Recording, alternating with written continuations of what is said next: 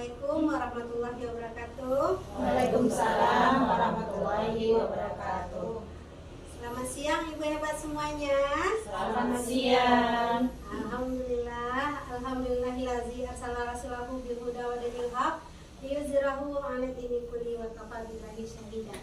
Asyhadu an la ilaha illallah wa asyhadu anna Muhammadan abduhu wa rasuluh la nabiyya ba'da amma ba'du.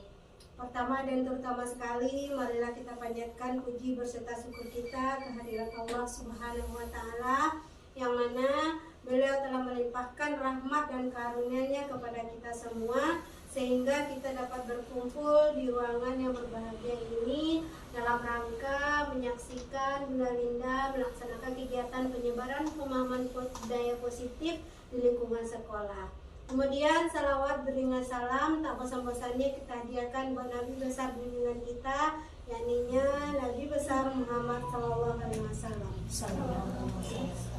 Yang mana beliau telah mengangkat kita dan membawa kita dari jurang kegelapan yang penuh dengan kebodohan ke alam yang terang benderang dan berilmu pendidikan seperti yang kita rasakan pada saat sekarang ini. Yang sama-sama kita hormati Ibu Kepala TK Fatimah, seterusnya ibu-ibu majelis guru TK Fatimah yang sangat saya cintai. Baiklah, sebelum kita mulai acara kita pada hari ini, marilah kita buka acara kita dengan membacakan Al-Quran Al-Fatihah.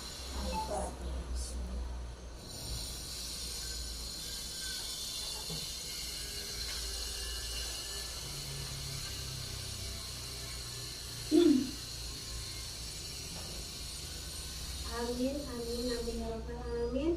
Semoga dengan kita membacakan Al-Quran Al-Fatihah tadi, acara kita dapat berjalan dengan lancar dari awal sampai akhir. Selanjutnya, sepatah kata dari Ibu Kepala Sekolah kepada Ibu Nira Susanti, kita persilakan.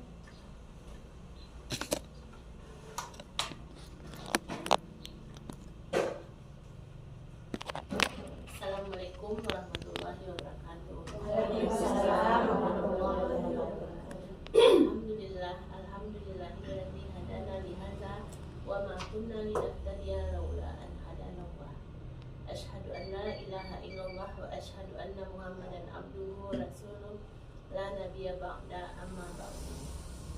Baiklah ibu-ibu semuanya, sebagaimana yang sudah kita ketahui bahwa hari ini Ibu Linda Astuti akan melaksanakan penularan budaya positif kepada kita semua, dan saya berharap kita semua bisa mengikutinya dengan baik. Semoga ilmu yang diberikan oleh Ibu Linda kepada kita bisa bermanfaat. Amin ya rabbal alamin. Assalamualaikum warahmatullahi wabarakatuh. Waalaikumsalam warahmatullahi wabarakatuh.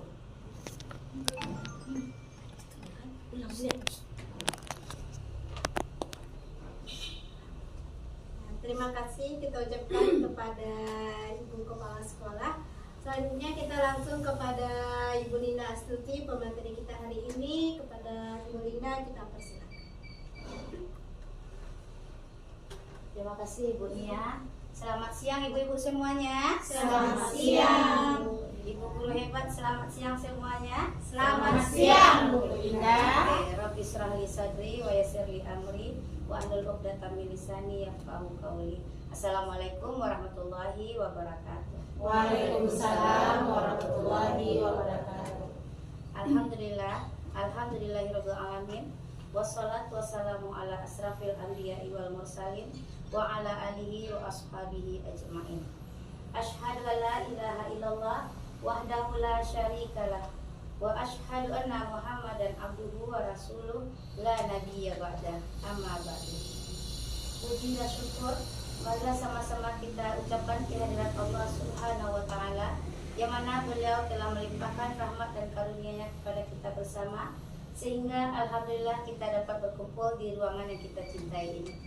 Salawat beriringan salam tidak bosan-bosannya kita hadiahkan kepada Rasul junjungan alam Nabi Muhammad Sallallahu Alaihi Wasallam, yang mana beliau telah meninggalkan pusaka kembar kepada kita, Al-Quran dan Hadis. Insya Allah apabila kita berpegang teguh kepada keduanya, kita akan selamat dunia dan akhirat. Amin Amin, amin ya rabbal alamin. Yang sama-sama kita hormati Ibu Kepala TK Fatimah. Seterusnya yang saya hormati Ibu Guru, Majelis Guru TK Fatimah yang berhadir pada hari ini. Sebelumnya saya berterima kasih kepada Ibu Kepala Sekolah dan Ibu Guru TK Fatimah karena saya telah diizinkan untuk memberikan penyebaran pemahaman tentang disiplin positif. Nah, sebelumnya perkenalkan saya Dinda Astuti, saya CGP Angkatan 11 dari Kabupaten Agam. Di sini saya akan membagi ilmu. Nah, di sini saya bukannya untuk menggurui, bukannya untuk mengajari ibu-ibu semua, tapi saya ingin berbagi ilmu. Ilmu yang saya dapat selama mengikuti pendidikan guru penggerak.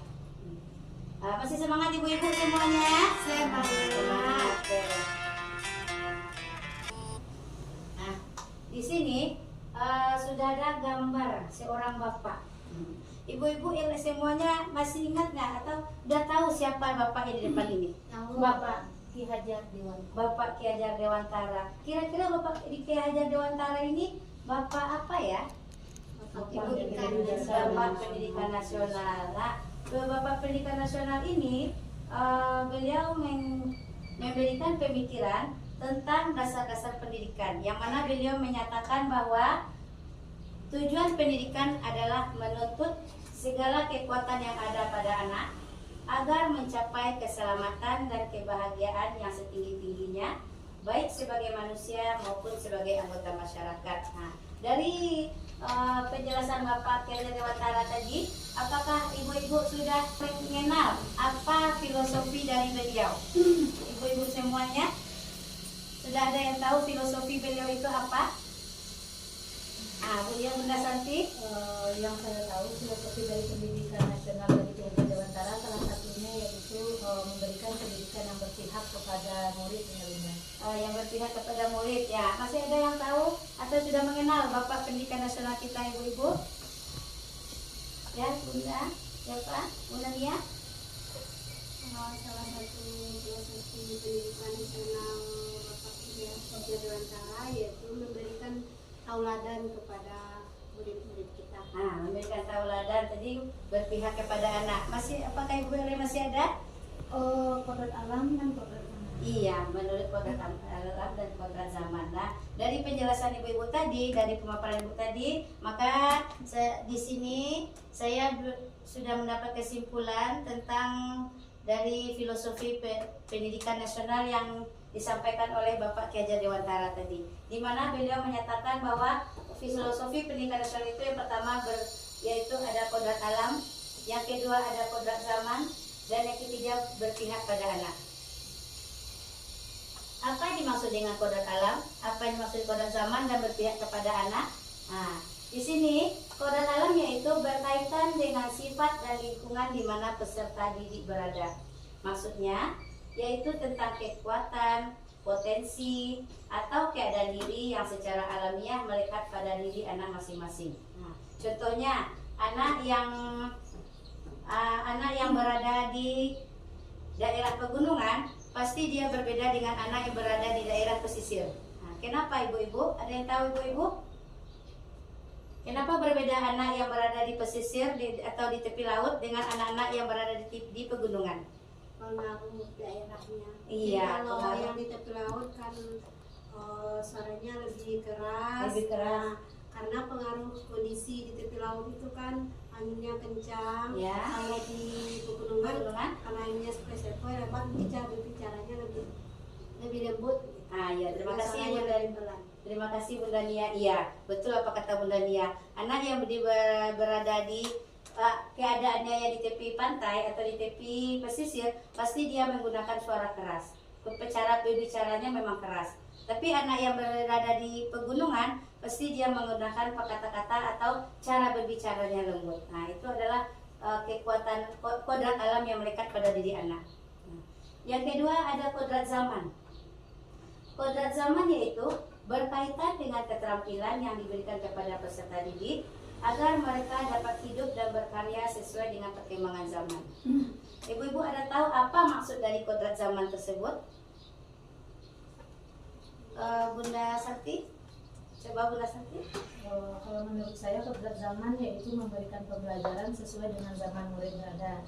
Jadi kalau di abad 21 mungkin karena murid-murid kita lebih mengenal tentang gadget atau laptop, mungkin pembelajaran bisa divariasikan dengan menampilkan pembelajaran dengan berbasis IT. Jadi bisa disesuaikan dengan zaman anak itu berada. Iya benar. Terima kasih Bunda Santi. Benar Pak kata Bunda Santi. Karena zaman kita sekolah dulu dengan zaman anak sekarang itu berbeda sekali. Cara pembelajarannya juga berbeda, cara belajarnya juga berbeda. Anak sekarang kalau karena sudah mengenal tentang IT, tentang mengenal dengan gadget atau HP, pasti pembelajaran itu yang menyenangkan. Berbeda dengan kita dulu, kita nggak pernah lihat HP, nggak kenal dengan namanya HP. Jadi kalau guru berbicara, kalau guru menjelaskan, kita mendengarkan apa kata guru. Kalau sekarang nggak lagi ibu-ibu. Dengan metode ceramah, kita nggak mungkin anak tuh nggak mau mendengarkan kita lagi. Dengan cara kita memiliki keterampilan, salah satunya adalah guru itu harus memiliki kemampuan tentang IT. Seperti yang kita adakan sekarang ini, saya menyebarkan disiplin positif dengan menggunakan Infocus. Apakah menarik dengan menggunakan Infocus ibu-ibu? Menarik. Menarik, alhamdulillah. Nah, filosofi dari Bapak Ki Hadi tadi yang ketiga adalah berpihak pada murid. Apa yang masuk ke berpihak pada murid? Yaitu pendidikan yang menitik beratkan peserta didik sebagai prioritas utama yang harus dilayani karena setiap anak memiliki alamiah yang terbentuk dalam diri anak. Apakah maksud dari pengertian tersebut ibu-ibu? Coba Bunda Bet. Biasanya kalau kita mengadakan kegiatan pada anak, kalau dahulu kita istilahnya kita yang misalnya begini nak, tapi kalau sekarang kita bisa bertanya langsung kepada murid bagaimana kita tidak memaksakan kehendak kita gitu. Kita bisa betul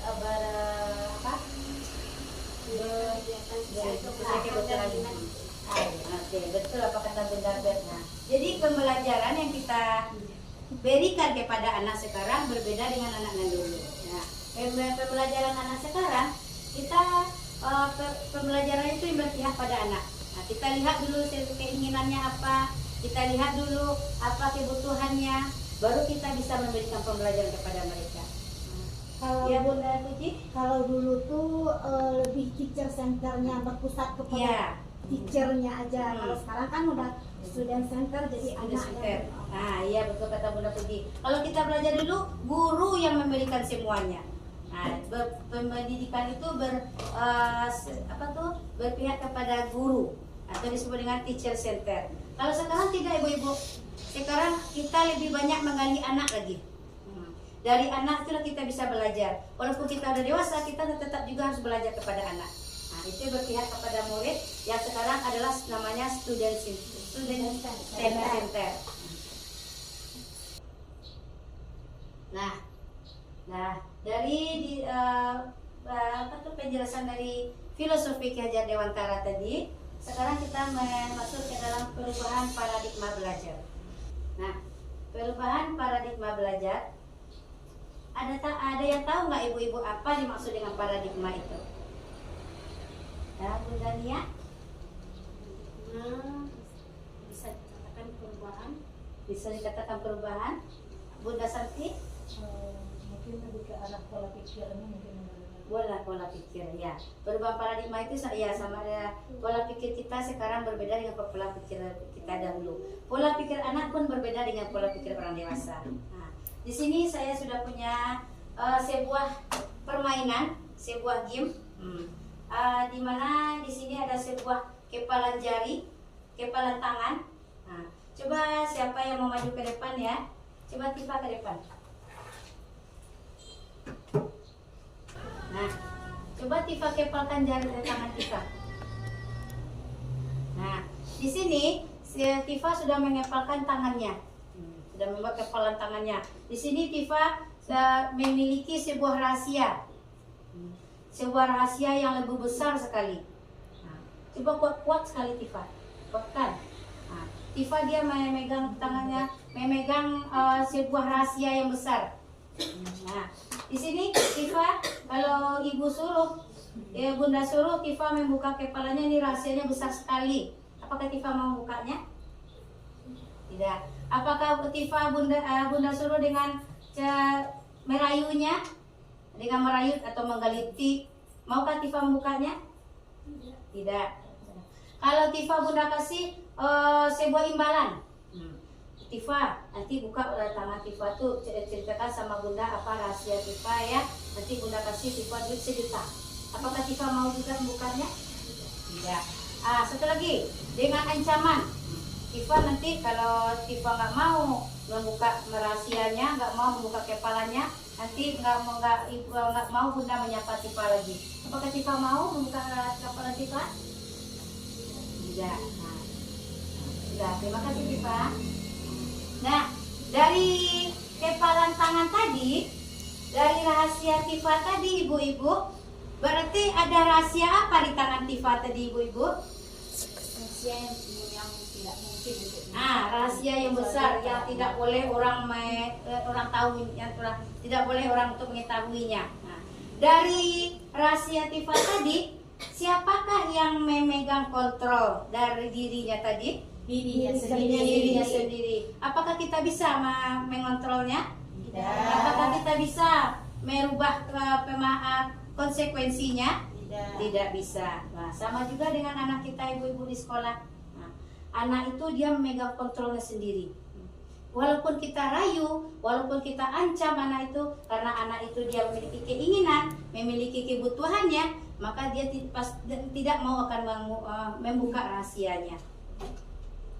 Dari sampai ke perubahan paradigma tadi, ada ibu-ibu yang mau bertanya? Tidak. Kita lanjutkan lagi ibu-ibu.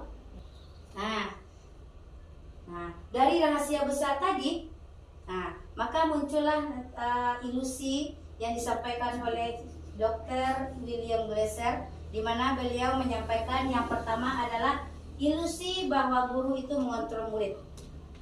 Nah, seperti kejadian peristiwa tadi, kalau ilusi bahwa guru itu mengontrol murid tidak akan mungkin.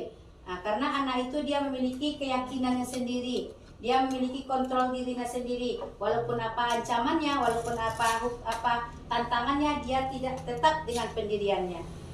Yang kedua adalah ilusi bahwa kritik dan membuat orang merasa bersalah dalam menguatkan karakter. Siapa ibu-ibu yang sudah mengetahui apa dari maksud ilusi tersebut ibu-ibu? Siapa yang mau yang bisa menjelaskan ibu-ibu? Bunda Puji bisa?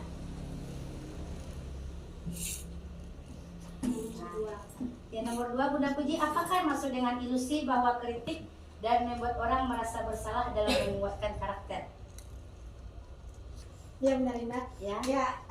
Ilusi bahwa kritik akan membuat orang merasa bersalah. Dapat kritikan yang kita berikan kepada orang lain, kita menganggap akan bisa merubah dia atau menguatkan karakter seseorang.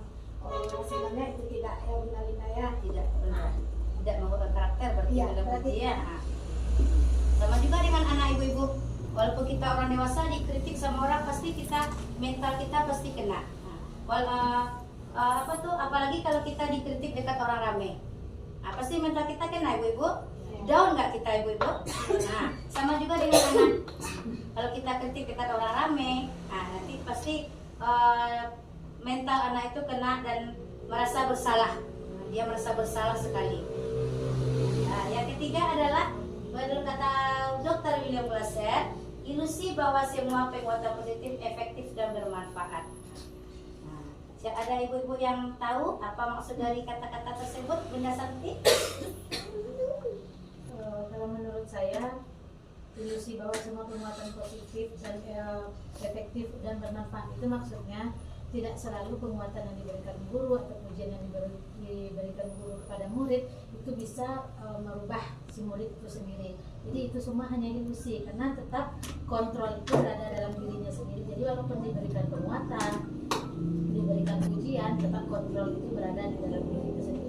Iya, terima kasih Bunda Santi. Ya benar apa kata Bunda Santi. Walaupun kita kasih iming-iming, walaupun kita kasih tekanan, walaupun kita kasih imbalan, kontrol diri itu tetap ada di tangan anak tersebut. Bahwa penguatan positif yang efektif dan bermanfaat itu memang itu merupakan sebuah ilusi tidak benar nyatanya. Nah, yang keempat adalah ilusi bahwa orang dewasa memiliki hak untuk memaksa. Bunda Bet, apakah maksud dari sini bisa kita contohkan sebagai kita orang tua? Ya. Ketika kita memberikan anak makan, kita berikan, nah ini enak, bagus, enak sama rasanya untuk tubuh kita juga bagus. Padahal anak tidak suka. Kita sebagai orang tua tidak bisa memaksakan kehendak kita kepada anak. Mungkin anak lebih suka yang lain, sambal yang lain, tetapi kita sebagai orang tua tidak bisa. Ini yang bagus, itu tidak bisa. Ya benar apa kata Bunda Bet. Terima kasih Bunda Bet ya. Sama. Benar apa kata Bunda Bet. Kalau anak itu tidak bisa mengontrol, tidak bisa kita kontrol. Nah, sama dengan kita di sekolah, ibu-ibu, kita suruh anak kegiatannya menggambar. Padahal anak itu tidak suka dia menggambar. Walaupun kita suruh berapa kali kita ngomong, kalau dia keinginan tidak ada keinginan untuk menggambar, tidak akan dia kerjakan karena kontrol ada di tangan mereka. Kita suruh dia menulis atau membuat sebuah garis sampai selesai kata kita. Kalau keinginan anak itu tidak ada, pasti tidak akan bisa juga ibu-ibu. Karena kayak pembelajaran sekarang ini adalah berpihak kepada anak tadi ibu.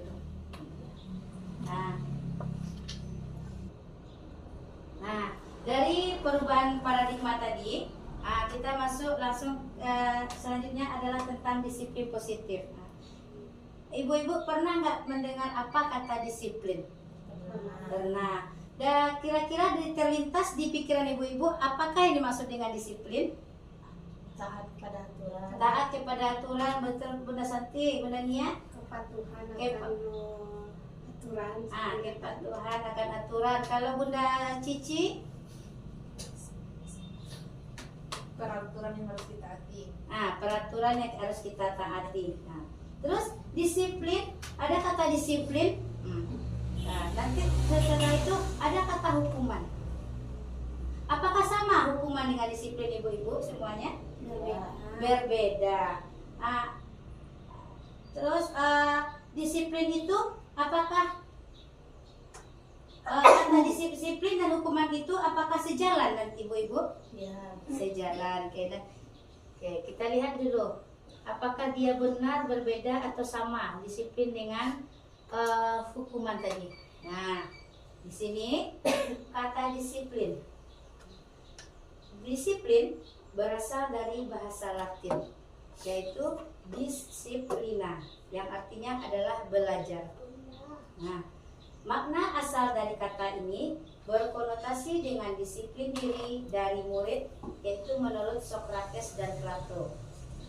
Selain dari itu, disiplin diri akan membuat orang menggali potensinya menuju sebuah tujuan apa yang akan dia hargai.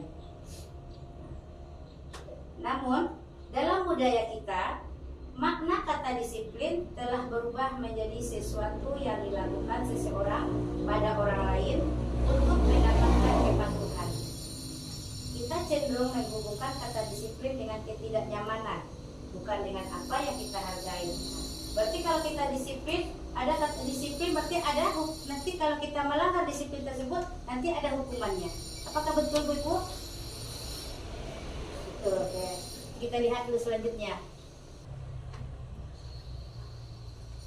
Nah, ibu-ibu semuanya, dari disiplin tadi maka akan lahirlah dengan namanya nilai-nilai kebajikan universal. Apakah dimaksud dengan kebajikan universal? Nah, di sini nilai kebajikan universal merupakan payung besar dari sikap dan perilaku seseorang. Nilai kebajikan universal adalah sifat positif manusia yang merupakan tujuan mulia yang ingin dicapai setiap individu.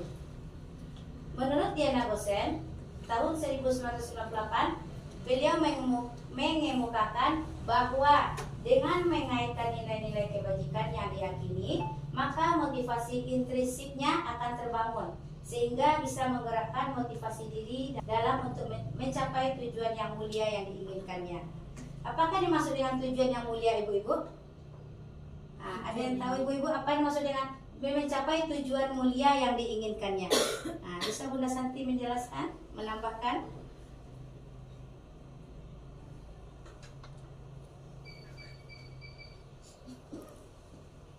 Mungkin tujuan mulianya itu sesuai dengan nilai kepatuhan apa yang akan diikuti. Jadi tujuan mulianya misalnya ingin menjadi orang yang bertanggung jawab misalnya. Jadi dengan nilai-nilai kebajikan universal yang diikuti tadi bisa mencapai tujuan yang diinginkan tersebut. Ya, betul Pak kata Bunda Santi. Nah, nilai kebajikan ini adalah nilai-nilai yang ada dalam diri. Nah, nilai yang ada dalam diri seseorang, yang ada dalam diri anak tersebut, Ibu-ibu. Nah, inilah contoh nilai-nilai kebajikan universal. Karena kita di TK sudah menggunakan kurikulum Merdeka, maka di antara kurikulum Merdeka itu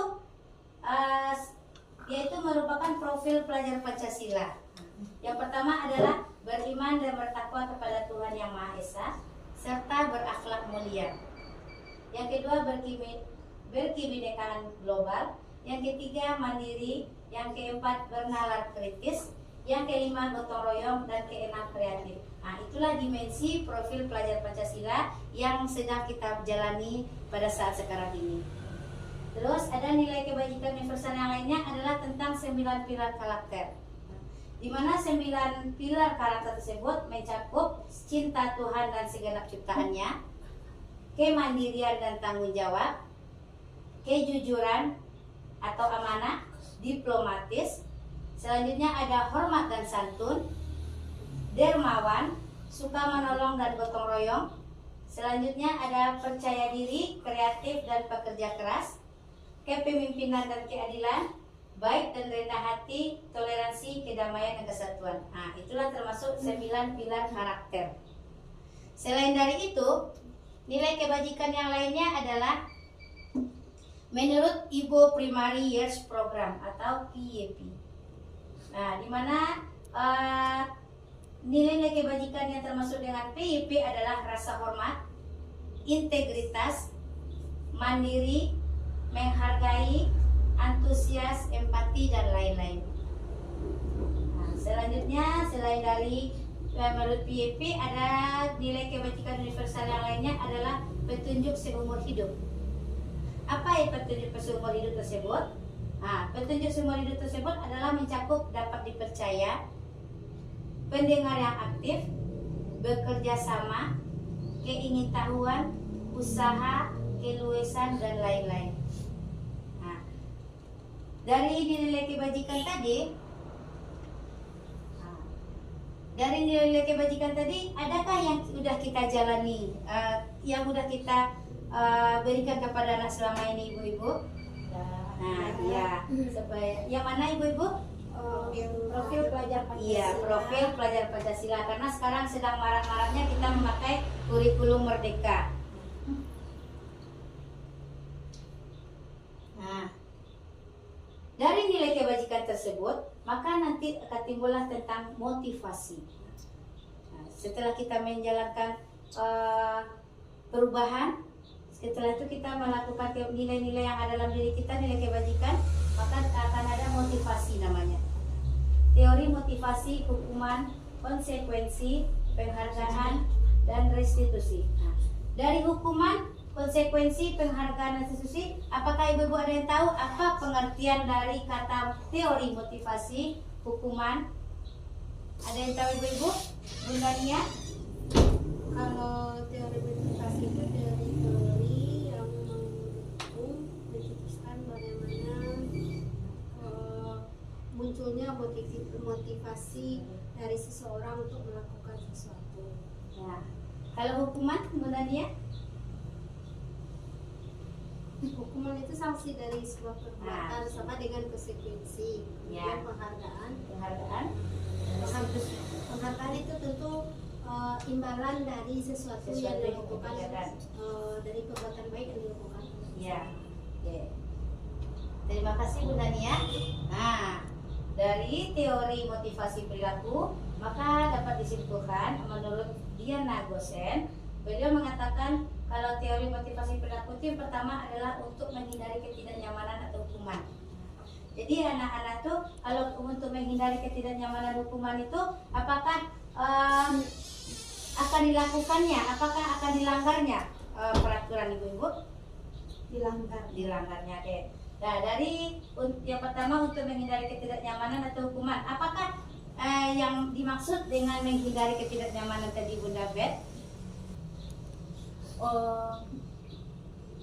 Di sini anak ketika tersebut anak-anak melakukan sesuatu, mereka akan berpikir untuk melakukan kesalahan, karena ketika mereka melakukan kesalahan ada hukuman di balik mereka mengerjakan kegiatan tersebut. Nah, berarti dia dengan kalau untuk menghindari ketidaknyamanan, dia berarti dia tidak mau melanggar. Tidak berarti dia ingin patuh dengan peraturan itu, Bunda Bet. Iya. Oke. Yang kedua, untuk mendapatkan imbalan atau penghargaan dari orang. Nah, adakah ibu tahu contohnya, Bunda Nia? Motivasi perilaku untuk mendapatkan imbalan atau penghargaan Ya, dari contoh. orang. Contohnya anak biasanya kan kalau rajin sholat, nah Ya. nanti Bunda belikan es krim. Ya. Nah, kalau nanti mau bantu Bunda sapu rumah, nanti Bunda tambah uang jajannya. Jadi dengan adanya imbalan, dengan mengharapkan hadiah dari kita, si anak akan melakukan sesuatu. Jadi karena ada sesuatu yang diharapkan, dia mau mengerjakannya. Jadi imbalan itu menjadi motivasi Bagi dia. Berarti ada imbalannya, berarti dia keinginan melakukannya karena ada imbalan. Ya. Oke. Yang ketiga adalah untuk menjadikan orang yang mereka inginkan dan menghargai diri sendiri dengan nilai-nilai yang mereka percaya. Dengan nilai-nilai yang ada dalam diri mereka, mereka ingin menjadi orang yang dihargai. Berarti otomatis dia selalu untuk melakukan tidak melanggar peraturan, melakukan disiplin gitu ibu-ibu. Nah, dari teori motivasi tadi, maka muncullah hukuman dan konsekuensi terhadap pelanggaran gitu ibu. Kata hukuman dan konsekuensi, ada ibu-ibu yang tahu apa itu hukuman? Sanksi. Hukuman, sanksi. Kalau konsekuensi sama. Apa bedanya? Arti katanya sama. Apakah hukuman dengan konsekuensi ini akibatnya sama ibu-ibu? Berbeda.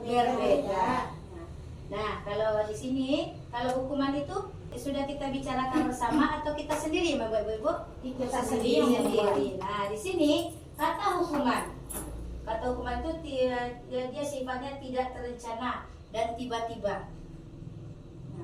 Hukuman anak tidak tahu apa yang akan terjadi dan dia tidak dilibatkan. Itu hukuman ibu. Nah, hukuman bersifat satu arah. Hukuman biasanya berupa fisik atau psikis atau tidak masuk akal. Dengan hukuman anak merasa tersakiti dengan perbuatan atau perkataan kita. Nah, di sini konsekuensi. Konsekuensi yaitu sudah terencana atau disepakati. Biasanya dibuat oleh guru dan murid, sudah mengetahui akibat jika melanggar kesepakatan tersebut. Konsekuensi yaitu ketidaknyamanan jangka waktu pendek. Konsekuensi diberikan berdasarkan data yang dapat diukur. Nah, di sini hukuman dan konsekuensi sama-sama akibat dari pelanggaran yang dilakukan oleh seseorang. Tetapi kalau di sini hukuman itu dia tiba-tiba, dia sendiri. Contohnya kalau Bunda Nia datang ke sekolah tapi terlambat. Nah, tidak kita sepakati bersama, tidak ada di pembicara sebelumnya. Nah, nanti sampai di sekolah Bunda Nia dihukum sama Bunda Linda. Nah, disuruh menyapu halaman, disuruh membersihkan kamar mandi. Kalau kita dulu kan gitu ibu-ibu ya, dapat hukuman dari guru ya, membersihkan kamar mandi, menyapu halaman. Kalau sekarang tidak bisa lagi ibu-ibu. Berdiri di depan kelas, Berdiri di depan kelas. bendera ya. Iya. Nah, berarti itu kan sifatnya tiba-tiba, tidak direncanakan. Bagaimana dengan mental seseorang ibu-ibu? Dengan hukuman tersebut, mentalnya akan jatuh. Dia akan merasa tersisihkan. Nah, dia akan malu. Kepercayaan dirinya akan hilang juga Bunda Betnya. Nah, berbeda dengan konsekuensi ibu-ibu. Ini tuh kalau konsekuensi memang peraturan juga, peraturan atau pelanggaran atau akibat dari pelanggaran yang dilakukan juga ibu-ibu. Tapi kalau konsekuensi ini sifatnya adalah disepakati bersama. Nah, dibuat oleh guru kita dengan anak, kita buat bersama dulu. Dengan kita sepakati, bilang sama anak tuh, dengan kesepakatan kelas, kalau contohnya berlari-lari. Nah, kalau berlari-lari itu, kalau seandainya berlari-lari, kalau seandainya jatuh, apa akibatnya? Sakit akibatnya. Nah, kita bilang sama anak dulu, kita jelaskan kepada anak dulu, itu merupakan konsekuensi. Nah, terus kalau dia mau ke kamar mandi, dia minta izin, pergi kamar mandi tidak minta izin, terus bagaimana nanti ibu-ibu? Akan berdesakan di kamar mandi, antri. Nah, dia akan antri. Nah, jadi sebelum kita memulai pembelajaran, kita bilang sama anak dulu. Nah, di sini ada dihukum penghargaan. Kira-kira dihukum penghargaan itu apa ya maksudnya? Ada yang tahu ibu? Bunda Nia? Bunda Puji? Ya, Bunda Puji. Hukum penghargaan mungkin di sini menurut saya ya, anak-anak atau orang dewasa lah melakukan sesuatu itu karena adanya penghargaan, bukan karena adanya motivasi dari dalam dirinya, tapi karena mengharapkan suatu penghargaan. Karena ingin mendapat imbalan ibu pujian. Nah, sama dengan anak, kalau seandainya dia cepat melakukan sesuatu, dia cepat melakukan kegiatannya, dia ingin cepat bermain. Nah, atau kita bilang sama anak tuh, kalau dia ingin selesai kegiatan, kita puji dengan pujian yang baik gitu. Tapi tidak dari dalam dirinya. Nah, itu karena dia ingin mendapat imbalan, karena dia ingin mendapat pujian, maka dia cepat-cepat mengerjakan sesuatu. Nah, di sini Al-Fiqh tahun 1995 beliau mengemukakan baik penghargaan maupun hukuman adalah cara-cara mengontrol perilaku seseorang yang akan menghancurkan potensi untuk pembelajaran sesungguhnya. Berarti dengan hukuman bisa menghancurkan di seseorang potensi untuk pembelajaran yang sesungguhnya. Kenapa alasannya? Dengan penghargaannya tadi, maka akan menghancurkan potensi yang ada dalam dirinya. Kenapa? Nah, alasannya yang pertama adalah pengaruh jangka panjang dan jangka pendek. Alasan yang kedua, penghargaan tidak efektif. Nah, pengaruh jangka pendek dan jangka panjang tadi ibu-ibu, seandainya sekarang kita puji, besok kita tidak kita puji lagi, apakah berpengaruh kepada diri anak? Iya. Ya, sangat berpengaruh. Nah, yang kedua alasannya penghargaan tidak efektif. Karena sekarang kita puji, besok kita tidak kita puji lagi, maka anak itu tersebut dengan dia akan merasakan bunda ini nggak ada memuji saya sekarang lagi. Saya sudah bekerja keras, saya sudah melakukan sesuatu, tapi nggak ada dipuji. Ada kita kan manusia itu kadang bersifat hilaf. Ada saatnya kita kadang tidak memuji anak. Jadi karena berarti penghargaan itu memang tidak efektif juga ibu-ibu. Alasan yang ketiga ada penghargaan bisa merusak hubungan. Dengan melakukan penghargaan terus, dengan melakukan pujian terus, anak tersebut sewaktu-waktu tidak kita puji, maka dia maka akan marah dengan kita. Berarti dia akan merusak hubungan kita dengan murid. Nah, yang keempat alasannya adalah penghargaan akan mengurangi ketepatan. Alasan selanjutnya, penghargaan akan menurunkan kualitas.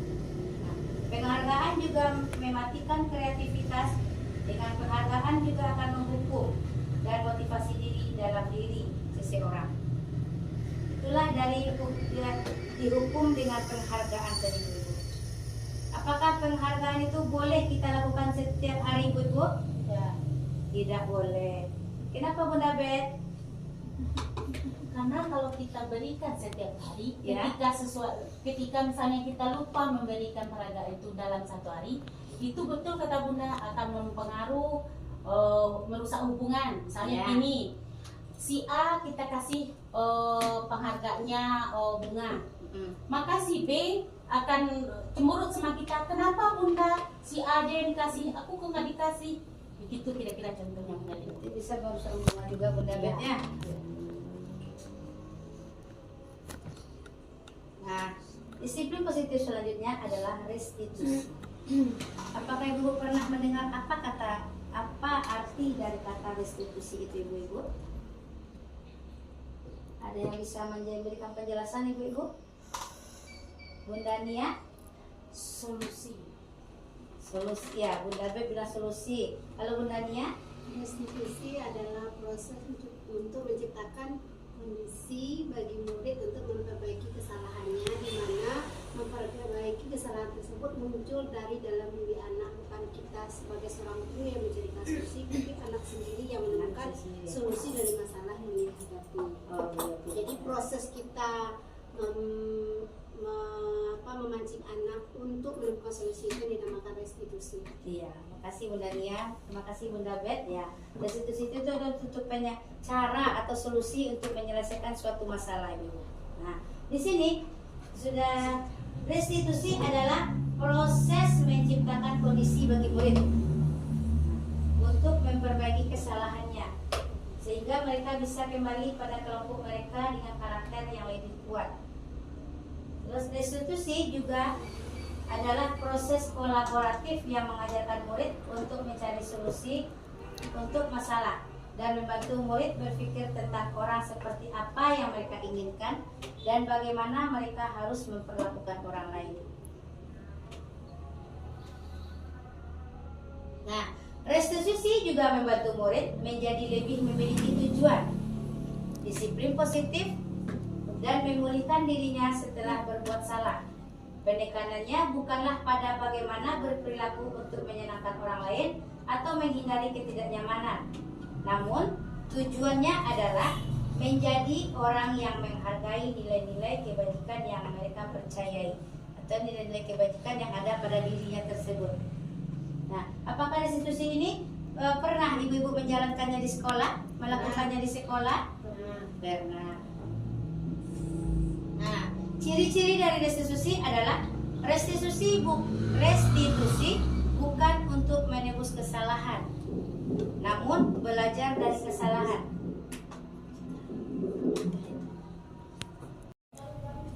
Nah, ibu-ibu semuanya, selanjutnya adalah tentang ciri-ciri restitusi. Nah, apa ciri-ciri restitusi tersebut? Yang pertama, ciri-cirinya adalah restitusi bukan untuk menebus kesalahan, namun belajar dari kesalahan tersebut. Ciri-ciri yang kedua adalah restitusi memperbaiki hubungan. Yang ketiga, restitusi adalah tawaran, bukan paksaan. Keempat adalah restitusi menuntun untuk melihat ke dalam diri. Ciri-ciri selanjutnya, restitusi mencari kebutuhan dasar yang mendasari tindakan. Restitusi adalah cara yang paling baik. Restitusi fokus pada karakter bukan tindakan. Selanjutnya, restitusi menguatkan. Restitusi fokus pada solusi. Restitusi mengembalikan murid yang berbuat salah pada kelompoknya. Nah, dari ciri-ciri restitusi tersebut, apakah ibu-ibu sudah melakukan restitusi di sekolah, di dalam pembelajaran ibu-ibu? Sudah. Nah, dengan ciri-ciri restitusi tersebut, maka dengan kita menyelesaikan masalah, akan diselesaikan masalah tersebut akan selesai dengan cepatnya ibu-ibu. Dengan cara restitusi. Nah, dari restitusi tersebut selanjutnya adalah tentang maka akan muncul dengan keyakinan keras. Dengan restitusi tersebut, contoh atau penerapan yang bisa kita laksanakan di kelas untuk menyelesaikan restitusi tersebut adalah dengan keyakinan kelas.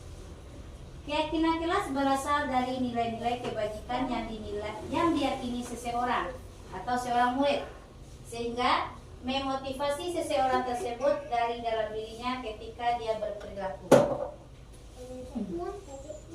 Nah, apa tahapan menciptakan nilai kebajikan dalam disiplin positif dalam keyakinan kelas tersebut? Nah, tahapan nilai kebajikan yang pertama adalah lihat daftar kebajikan yang sudah disusun bersama. Kita lihat dulu daftar apa saja nilai-nilai, apa saja keyakinan yang bisa kita masukkan ke dalam nilai atau daftar kebajikan. Yang kedua, tentukan nilai kebajikan yang ingin dijadikan perhatian utama di kelas atau sekolah Anda. Tahapan selanjutnya adalah sempurnakan beberapa daftar nilai kebajikan yang utama, kemudian diskusikan dalam kelompok besar. Setelah kita cari apa saja keyakinan kelas yang mau kita masukkan, maka kita diskusikan bersama dengan anak murid kita. Nah, langkah selanjutnya adalah membuat poster atau memuat di sosial media tentang keyakinan kelas atau keyakinan sekolah Anda.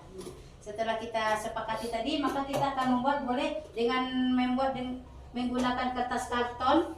Nah, kita tuliskan di kertas karton, kemudian kita tempel di dinding sekolah, atau bisa kita memuatnya di dalam sosial media.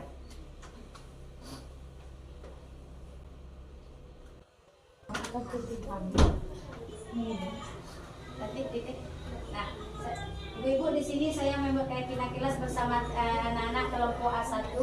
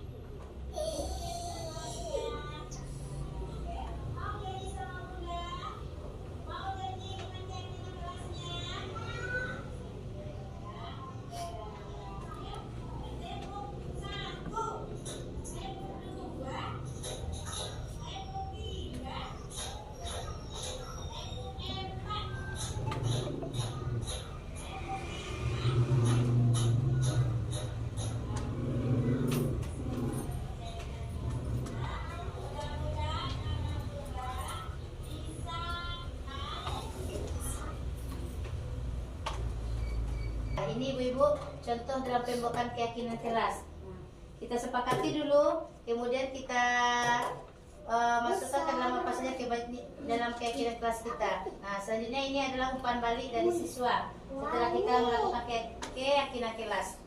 Nah, setelah kita melakukan keyakinan kelas, maka apakah respon dari murid? Apakah murid merasa senang? Apakah murid merasa terbebani dengan kesepakatan yang kita buat tersebut, ibu-ibu? Maka di sini kita melihat apa respon dari murid setelah kita membuat keyakinan kelas yang saya kerjakan di sekolah. Yang pertama, murid kelompok A1 antusias dalam mengeluarkan pendapatnya.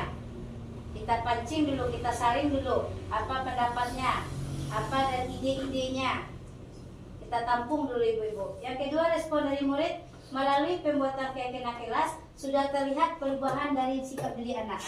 Yang semulanya dia biasanya sering berlari, naik ke atas tangga dia berlari, dengan keyakinan kelas tersebut, maka perubahan dalam dirinya akan berubah, ibu-ibu.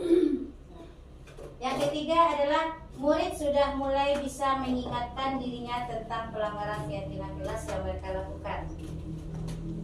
Apa keyakinan kelasnya, apa pelanggarannya, nah, apa konsekuensinya, dia sudah mengetahui, ibu-ibu. Dengan adanya kita membuat keyakinan kelas.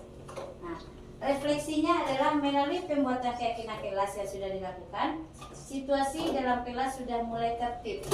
Namun, ada beberapa hal yang perlu disepakati dan ditambahkan dalam isi dari keyakinan kelas tersebut. Rencana tindak lanjut yang akan saya lakukan adalah melakukan diskusi tambahan untuk kesempurnaan keyakinan kelas kelompok A1. Karena keyakinan kelas yang saya buat kemarin belum sempurna, masih ada yang belum dimasukkan ke dalam kesepakatan kelas. Nah, saya akan berusaha untuk menyempurnakannya lagi dulu. Nah, disiplin positif selanjutnya adalah kebutuhan dasar manusia. Apa itu kebutuhan dasar manusia, Bunda Nia? Unsur-unsur yang sangat dibutuhkan oleh manusia dalam menjaga keseimbangan baik itu psikis maupun biologis. Ya, betul apa kata Bunda Nia. Terima kasih Bunda Nia. Nah, kebutuhan dasar manusia itu adalah kebutuhan yang diperlukan dalam dirinya. Ya Bunda Nia ya. Nah, yaitu kebutuhan dasar manusia merupakan unsur-unsur yang dibutuhkan manusia dalam menjaga keseimbangan baik secara fisiologis maupun psikologis yang bertujuan untuk mempertahankan kehidupan dan kesehatannya. Nah, contohnya kalau kita nggak makan bagaimana, Ibu? Kita bisa sakit, kita sakit. Nah, di sini kebutuhan dasar manusia itu ada 5. Yang pertama adalah kebutuhan dasarnya bertahan hidup. Yang kedua, mendapatkan kasih sayang dan dapat diterima. Yang ketiga, kebutuhan dasarnya adalah kebebasan. Yang keempat, kebutuhan dasarnya adalah kesenangan. Dan yang kelima adalah penguasaan. Apa maksud dari kebutuhan dasar yang kelima tadi, Ibu? Nah, mari kita rinci satu persatu. Nah, kebutuhan dasar manusia yang pertama adalah bertahan hidup. Nah, yaitu kebutuhan yang bersifat fisiologis untuk bertahan hidup. Nah, yang kedua adalah rasa kasih sayang, yaitu kebutuhan untuk dapat disayangi dan diterima. Berarti kita ini membutuhkan kasih sayang, Ibu ya? Nah, butuh perhatian Ibu-ibu. Ya, kalau kita diperhatikan bagaimana Ibu-ibu? Sedih. Kecewa nggak Ibu-ibu? Kecewa. Kecewa sekali. Oke. Kebutuhan yang ketiga adalah penguasaan. Nah, yaitu berhubungan dengan kekuatan untuk mencari sesuatu. Yang keempat tentang yaitu kesenangan. Apa itu tentang kesenangan? Hal yang membuat kita senang. Bagaimana Bunda Nia? Hal-hal yang membuat kita senang. Ya, hal-hal yang membuat kita senang. Kebutuhan untuk mencari kesenangan, bermain dan tertawa. Sama dengan anak-anak kita, Ibu-ibu. Dia kalau anak-anak kita ini butuhnya apa, Ibu-ibu? Bermain. Butuhkah dia belajar menulis terus? Tidak. Butuhkah dia membaca? Tidak. Boleh kita ajarkan membaca atau menulis, tapi sambil bermain. Karena kita di TK ini, di PAUD ini pembelajarannya belajar sambil bermain. Oke. Kebutuhan dasar yang kelima adalah tentang kebebasan, yaitu kebutuhan akan kemandirian, otonomi, memiliki pilihan dan mampu mengendalikan arah hidup seseorang. Kalau kita nggak diberi kebebasan, bagaimana ibu-ibu? Terkekang kita. Nah, contohnya Bunda Nia mau menginginkan ini, tapi dia tidak dapat mendapatkan permainannya ini. Nah, gimana Bunda Nia? Bebas nggak Bunda Nia memainkannya? Tidak. Ya, tidak. Nah, itu adalah kebutuhan dasar manusia. Nah, dari kebutuhan dasar manusia tersebut, maka semua tindakan manusia itu memiliki tujuan tertentu. Semua yang kita lakukan adalah usaha terbaik kita untuk mendapatkan apa yang kita inginkan. Nah, di sini saya sudah memiliki gambar, di mana gambar yang foto, yang ibu-ibu foto. Foto yang pertama adalah ada dua orang anak, cewek dengan cowok, bukan berarti dia pacaran ibu-ibu, dia berteman. Dia bermain masak-masakan. Nah, ini siapa di sini ya? Ada anak perempuan sama laki-laki, dia main apa ibu-ibu? Main masak-masakan. Nah, dia kira-kira dari foto yang pertama ini kebutuhan hidup apa yang didapatkan oleh ibu? Kesenangan. Oke. Terus yang foto yang kedua? Penguasaan ya. Dia berebut mainan, yang si A dia memainkan mainan ini, yang si B juga menginginkan. Jadi terjadilah tarik menarik. Berarti dia penguasaannya tidak stabil ibu-ibu ya. Nah,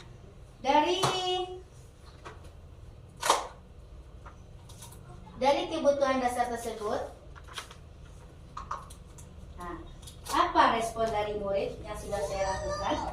Nah, dengan mengetahui kebutuhan dasar yang sedang berusaha dipenuhinya, guru bisa membantu murid untuk mencari solusi dari pelanggaran yang dilakukannya. Nah, dia melakukan perubahan. Murid menjadi lebih mudah untuk berperilaku positif dalam pemenuhan kebutuhan dasar yang sedang dipenuhinya. Refleksinya, dalam kegiatan mencari tahu kebutuhan dasar yang sedang berusaha dipenuhinya, saya masih harus lebih banyak belajar dalam mengenali 5 kebutuhan dasar manusia atau kebutuhan dasar anak. Rencana tindak lanjut yang akan saya lakukan adalah kedepannya saya akan lebih mengasah kemampuan dalam mengenali kebutuhan dasar yang sedang berusaha dipenuhi oleh murid saya. Itu tindak lanjut yang akan saya lakukan di kedepannya itu. Nah, dari kebutuhan dasar manusia tadi, selanjutnya adalah posisi kontrol. Apa itu posisi kontrol, Bunda Santi? Mungkin posisi di mana guru bisa menempatkan dirinya ketika berhadapan dengan murid-muridnya, Bunda Linda. Nah, ya berarti bagaimana cara kita berhadapan dengan anak-anak ya Bunda Santi ya? Iya, Bunda Linda. Nah, di sini posisi kontrol itu ada 5. Yang pertama adalah sebagai penghukum. Nah, penghukum. Apakah ibu pernah menghukum anak di sekolah? Pernah. Tentunya dengan alasan yang Bunda Santi, ya Bunda Nia ya Bunda semuanya. Nah, di sini penghukum. Yang kedua ada pembuat rasa bersalah. Pernah ibu merasakan melakukannya? Menjadikan anak merasa bersalah? Pernah juga. Yang ketiga menjadikan anak teman. Pernah. Karena menjadikan kita sebagai pemantau. Nah, yang kelima posisi kontrol itu sebagai manajer. Di antara kelima posisi kontrol tersebut, manakah yang paling baik yang harus dimiliki oleh seorang guru ibu-ibu? Manajer. Kenapa? Nah, kita lihat satu persatu penjelasannya. Nah, di sini penghukum. Nah, penghukum biasanya menggunakan hukuman fisik atau verbal. Contoh pertanyaannya kita berikan kepada anak, patuhi aturan saya ya. Awas kalau kamu nggak mau, kamu selalu saja salah. Kamu selalu saja jadi orang yang terakhir selesai. Kita hukum, kita beri kata-kata tersebut kepada anak. Apakah mentalnya akan down ibu-ibu? Ya. Iya. Apakah boleh kita memakai kata penghukum? Tidak. Melakukan penghukuman di sekolah? Tidak. Tidak. Oke. Yang kedua, membuat rasa bersalah. Bagaimana seorang guru menghindari pembuat rasa bersalah tersebut?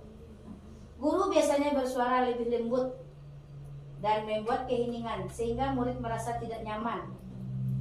Walaupun kita marah, tapi kita diam aja. Apakah anak akan merasa senang ibu-ibu? Tidak. Atau kita diam aja, tapi mata kita besarkan. Apakah anak merasa senang? Tidak juga. Oke.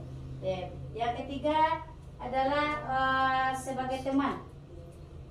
Guru tidak akan menyakiti murid biasanya, namun mengontrol murid dengan persuasi, dengan sikap yang baik.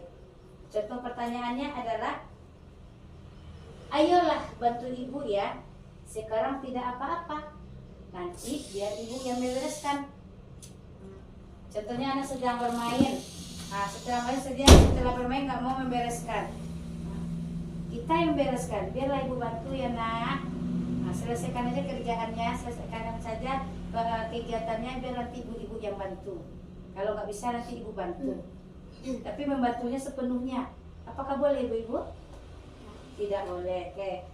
Posisi kontrol selanjutnya adalah sebagai pemantau. Di sini posisi pemantau berdasarkan peraturan dan konsekuensi. Contoh pertanyaannya adalah, peraturannya apa? Sanksi atau konsekuensinya apa? Kita berikan kepada anak seperti itu. Nah, posisi kontrol selanjutnya adalah sebagai manajer.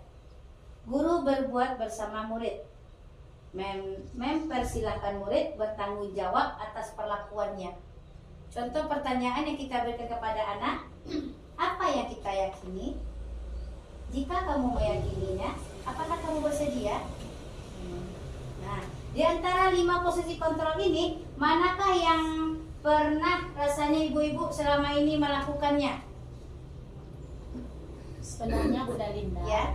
ketika kita belum mengenal posisi kontrol ini, Ya. kita pernah melakukannya. Tapi setelah kita mengetahui posisi kontrol ini, kita sudah tahu mana yang harus kita lakukan, apakah nomor 1, nomor 2, nomor 3, nomor 4, nomor 5. Ya. Yang lebih bagus kan nomor 5. Nomor Maka 5, ya. kita sudah mencoba untuk melakukan yang nomor 5. Sebaiknya kita hindari untuk melakukan yang penghukum yang nomor 1, 2, nomor 1, 2, 3, dan 4. Terima kasih Bunda Bet. Ya, Saya sendiri pun pernah merasakannya Bunda Bet. Nah, sebagai penghukum, kalau anak nggak mau patuh sama kita, nanti kita kasih hukumannya seperti kita dudukkan dia di belakang dari temannya, atau kita pisahkan dari temannya. Nah, terus sebagai pembuat rasa bersalah, kita pernah bilang kepada anak, kalau anak bunda nggak selesai, nanti bunda kena marah sama bundanya di rumah. Nanti ditanya sama bundanya, apa kegiatan dari sekolah, apa mainannya di sekolah, nanti jawabnya nggak tahu. Oke, dengan posisi kontrol yang pertama, kedua, ketiga, dan keempat, kita berusaha untuk meninggalkannya Bunda Bet. Bukan berarti kita melupakannya begitu saja Bunda Bet, tapi secara berangsur-angsur. Nah, dengan adanya kita sudah mengetahui tentang posisi kontrol, mudah-mudahan kedepannya kita bisa menjadi seorang manajer bagi murid-murid kita. Amin. Nah, selanjutnya adalah segitiga restitusi. Apa langkah-langkah dari segitiga restitusi tersebut? Yang pertama adalah menstabilkan identitas. Teori kontrolnya adalah kita semua akan melakukan hal terbaik yang bisa kita lakukan dengan menstabilkan identitas tadi. Langkah yang kedua adalah validasi tindakan yang salah. Teori kontrolnya, semua perilaku memiliki alasan. Anak tersebut melakukan kesalahan pasti memiliki alasan. Nah, langkah yang ketiga adalah menanyakan keyakinan. Teori kontrolnya adalah kita semua memiliki motivasi internal dalam diri kita. Nah, di sini ada piramida segitiga restitusi. Langkah-langkah segitiga restitusi tadi pertama adalah menstabilkan identitas. Nah, dari menstabilkan identitas tadi, contoh-contoh pertanyaan yang bisa kita berikan kepada anak adalah setiap orang pasti pernah melakukan kesalahan. Bukan kita menyalahkan anak saja, tapi kita tanyakan kepada anak, kita berikan pengertian kepada anak kalau setiap orang itu pernah melakukan kesalahan. Walaupun kita orang dewasa, dan kita pernah juga melakukan kesalahan. Benar ibu-ibu? Nah, oke. Contoh yang kedua dari menstabilkan identitas adalah kamu bukan satu-satunya yang pernah melakukan ini. Setelah kita menstabilkan identitas, maka kita lanjut ke validasi tindakan yang salah. Contohnya adalah kamu tentu punya alasan mengapa melakukan itu. Kenapa anak tersebut melakukan pelanggaran? Kenapa anak tersebut melakukan kesalahan? Pasti memiliki alasan. Tahu dia dengan sebab dan akibatnya. Selanjutnya adalah adakah ya cara yang lebih efektif untuk mendapatkan apa yang kamu butuhkan? Nah, setelah kita menstabilkan awalnya dulu, setelah itu validasi, setelah itu baru kita menanyakan keyakinan kita. Apa keyakinan kelas kita yang telah kita sepakati? Nah, contohnya adalah keyakinan kelas apa yang telah kita sepakati? Nah, kita kan tadi udah bersama dengan berdiskusi sama anak. Nah, kita udah mencari apa saja keyakinan kelasnya. Nanti kita tanyakan lagi. Nah, kamu ingin menjadi orang seperti apa? Nah, dengan menjalankan segitiga restitusi tadi, maka persoalan atau permasalahan akan selesai. Bisa kita selesaikan dengan cepat. Bukannya kita menghukum anak, bukannya kita memarahi anak, tapi kita bisa menyelesaikan masalah yang dihadapi anak dengan cepat. Dengan cara segitiga restitusi tadi. Di sini saya sudah punya video tentang membuat keyakinan kelas.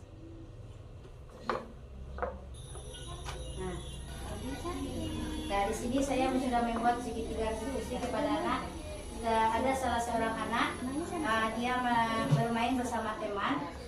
Dia bermain bukan pasang, tapi dia mainan di tangan anak direbutnya. Bagaimanakah cara saya menanganinya? Kalian tahu nggak kenapa benda pandai itu? Nggak tahu. Nggak tahu lihat. Tadi Bunda lihat Oli sedang bermain sama Fatin, sama si Abbas, ya kan? Jadi main apa sih namanya? Sedangkan ibu Oli tarik punya si Abbas. Oli rebut aja. Ya, Oli rebut aja. Terus Abbasnya gimana? Dia tarik juga punya Oli, berarti Oli sama apa tarik main tadi?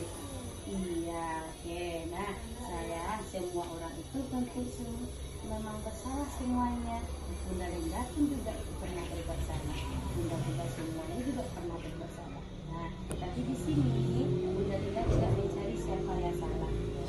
Bunda Linda mau mencari solusi supaya Oli menjadi anak yang jadi hebat.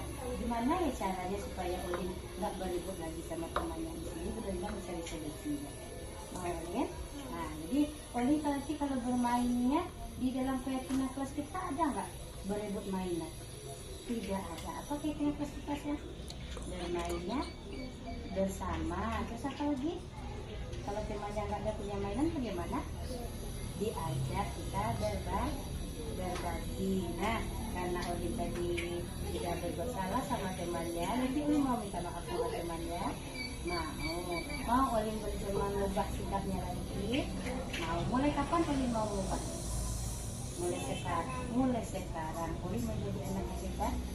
Iya, insya Allah Oli bisa menjadi anak yang pintar. Terima kasih Oli. Nah, ibu tadi kita sudah melihat video bagaimana saya melakukan restitusi kepada anak dengan cara pertama menanyakan apa yang telah diperbuatnya, apa kesalahannya yang telah dibuatnya. Kemudian saya menanyakan keyakinan, memvalidasi, menanyakan apa penyebabnya, apa alasannya dia melakukan perbuatan tersebut. Kemudian terakhir baru menanyakan keyakinan kelas yang kita buat, yang telah kita sepakati. Nah, dari keyakinan kelas tersebut Maka respon murid yang saya dapati adalah murid tidak merasakan ketidaknyamanan dari proses segitiga restitusi. Karena guru mengajak anak untuk berkolaborasi mencari solusi dari pelanggaran yang dilakukan murid untuk memperbaiki kesalahannya. Refleksi selanjutnya adalah kegiatan menjalankan segitiga. Kegiatan menjalankan segitiga restitusi ini masih baru saya lakukan, jadi masih belum sempurna dan proses untuk menjalankannya. Tindak lanjut yang akan saya lakukan, kedepannya saya akan lebih mengasah kemampuan dalam melakukan proses segitiga restitusi dengan kalimat sederhana yang tidak menghakimi murid. Dengan cara segitiga restitusi tersebut, maka anak akan merasa menemukan jati dirinya kembali, ibu-ibu. Bukan kita menyalahkan anak, tapi anak akan merasa senang, anak akan merasa dekat dengan kita, akan merasakan masalah itu bisa diselesaikan. Oke, dari pemaparan saya tadi, ibu-ibu, apakah ada pertanyaan, ibu-ibu? Bunda Nia? Tidak mungkin. Bunda Tifa, Bunda Saskia, Bunda Salma, Bunda Met, cukup. Bunda Bet, Sudah. nah, Bunda Sarti, Bunda Ani Puji, Bunda Zulfa. Itulah ibu-ibu semuanya pemaparan singkat dari saya tentang disiplin positif. Kalau ada salah dan janggal dalam penyampaian atau perbuatan, saya mohon maaf. Saya akhiri dengan wabillahi taufik wal hidayah. Wassalamualaikum warahmatullahi wabarakatuh. Waalaikumsalam warahmatullahi wabarakatuh. Tepuk tangan untuk Bunda. Selanjutnya saya serahkan ke moderator lagi. Ya, terima kasih Bunda Linda. Baiklah ibu hebat semuanya. Itulah pemaparan dari Ibu Linda Astuti tadi. Semoga apa yang disampaikan beliau kepada kita semua bermanfaat bagi kita dan bisa kita terapkan di lingkungan sekolah. Saya sebagai moderator, apabila ada kata-kata saya yang tidak terletak pada tempatnya, saya mohon maaf. Saya sudahi dengan wabillahi taufiq wal hidayah. Wassalamualaikum warahmatullahi wabarakatuh. Waalaikumsalam warahmatullahi wabarakatuh.